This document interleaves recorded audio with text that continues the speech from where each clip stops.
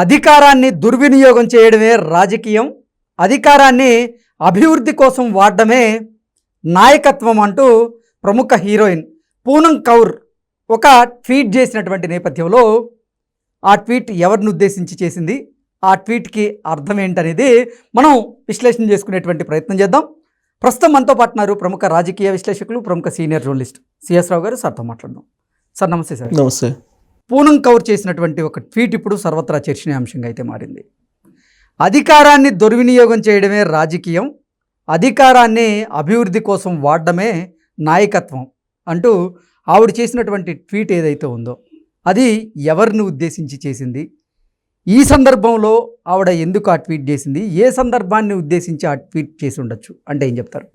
ఇప్పుడు వేరే వాళ్ళు చాలా మంది ట్వీట్లు చేశారు ఈ అరెస్ట్ మీద. Icon star Allu Arjun arrest మీద బాలీవుడ్ దగ్గర నుంచి అందరూ రెస్పాండ్ అయ్యారు.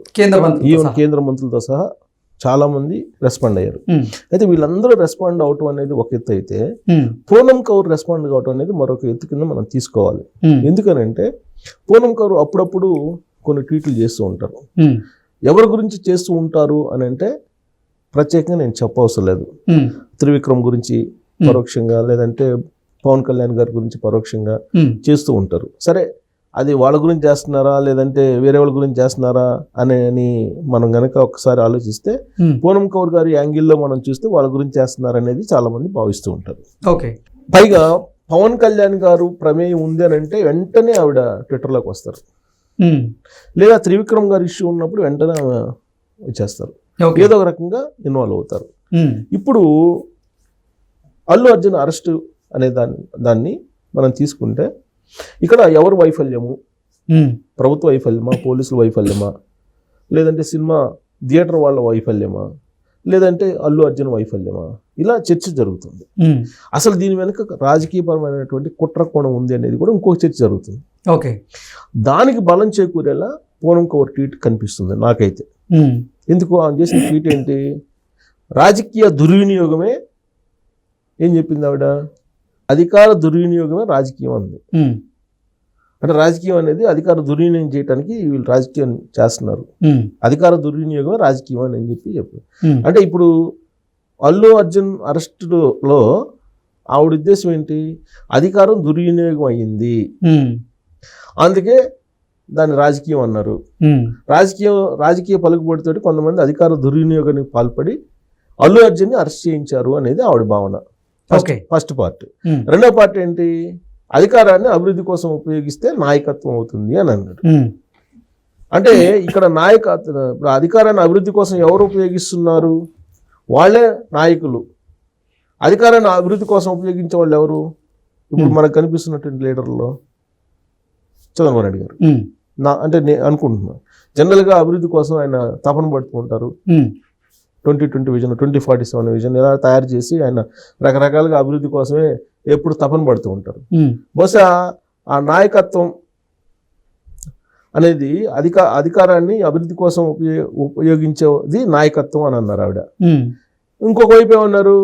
అధికార దుర్వినియోగం చేసేవాళ్ళు చేసేది రాజకీయం అన్నారు. అంటే పక్కన ఎవరున్నారు? చంద్రబాబు గారు పక్కన ఆవిడ ఎవరినైతే టార్గెట్ చేయాలనుకున్నారో ఆ వ్యక్తి, లేదంటే ఆ సెలబ్రిటీ గురించి ఆయన మాట్లాడి ఉంటారు అనేది ఈ రెండు భాగాలు ఆ ట్వీట్లో ఉండేటువంటి అర్థంగా కొంతమంది నెటిజన్లు తీసుకుంటున్నారు. అయితే ఇక్కడ అల్లు అర్జున్ అరెస్ట్ని ఆవిడ ఖండిస్తున్నారు వాస్తవంగా. ఓకే. ఎందుకంటే సెలబ్రిటీస్ అనేవాళ్ళు ఇప్పుడు ఎక్కడికి వెళ్తుంటారు, ఎక్కడి దాకా ఎందుకంటే సింపుల్ వెరీ లాజిక్ నేను చెప్తున్నాను. సెలబ్రిటీస్ ప్రమోషన్ చేస్తున్నారు, ఏది పాన్ పరాగ్కి వాళ్ళు చేస్తున్నారు, సిగరెట్లు చేస్తున్నారు, ఇతరత్ర ప్రొడక్ట్స్ అనేటివి చేస్తున్నారు. తర్వాత జయాలు కాస్ అని, లేదంటే లలిత జ్యువెలరీస్ అని బంగారం దుకాణాలు చేస్తున్నారు, బట్టల షాపులు చేస్తున్నారు. ఇప్పుడు వాటిలో లోపాలు ఉన్నాయి అనుకో ఆ ప్రొడక్ట్స్లో. ఆ ప్రచారం చేసే వాళ్ళని బాధ్యులను చేయాలనేది సుప్రీంకోర్టు కూడా ఒక రకంగా సూచన చేసింది. మరి ఎందుకు చేయట్లేదు? చేయాలి కదా. ఇప్పుడు ఫంక్షన్కి పిలిచారు, ఫంక్షన్కి వెళ్తున్నారు వీళ్ళు. ఫంక్షన్కి వెళ్ళినప్పుడు ఒక ఇన్సిడెంట్ జరుగుతుంది అన్ఎక్స్పెక్టెడ్గా. జరిగినప్పుడు ఫంక్షన్కి వచ్చిన వాళ్ళు బాధ్యులు అవుతారా, లేదంటే ఫంక్షన్ నిర్వహించినట్లు బాధ్యులు అవుతారా? అనేది డిబేటబుల్ క్వశ్చన్. ఇప్పుడు నెక్స్ట్ రాబోయే రోజుల్లో ఇప్పుడు అల్లు అర్జున్ అరెస్ట్ అనేది ఇది చిన్న ఇష్యూ కాదు, ఇట్ ఇస్ మేజర్ ఇష్యూ. దీన్ని బేస్ చేసుకుని రాబోయే రోజుల్లో కోర్టులు కూడా తీర్పులు ఇచ్చే అవకాశం ఉంది.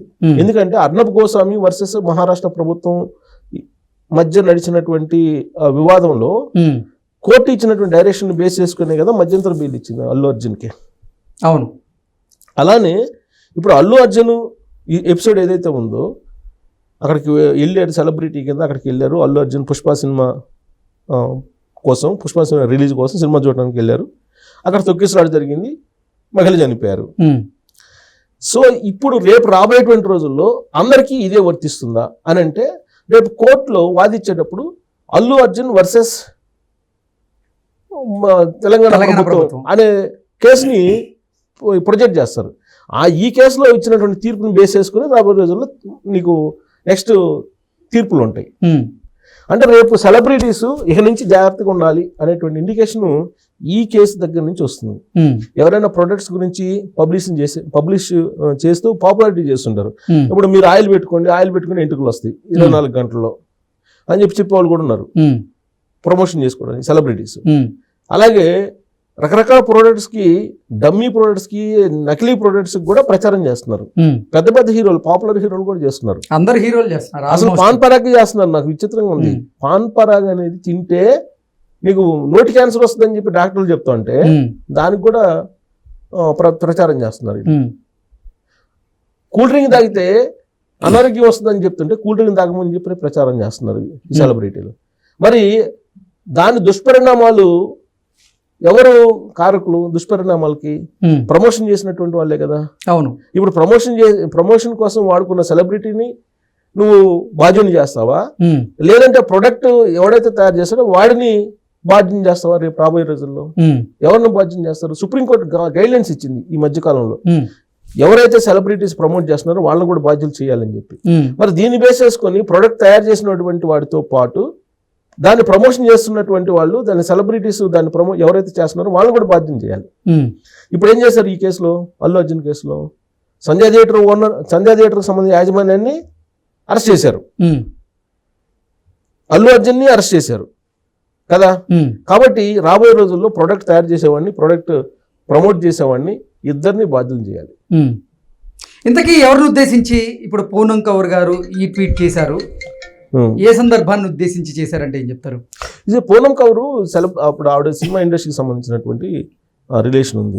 పైగా మొదటి నుంచి కూడా ఈ మెగా ఫ్యామిలీలో ఏం జరుగుతుంది అనేది ఇండైరెక్ట్ గా ఆవిడ అప్పుడప్పుడు ట్వీట్లు చేస్తూ ఉంటారు. ఇప్పుడు మెగాకి అల్లుకి కాంపౌండ్ మధ్య గ్యాప్ ఉంది అనేది చాలా మంది భావిస్తూ ఉన్నారు.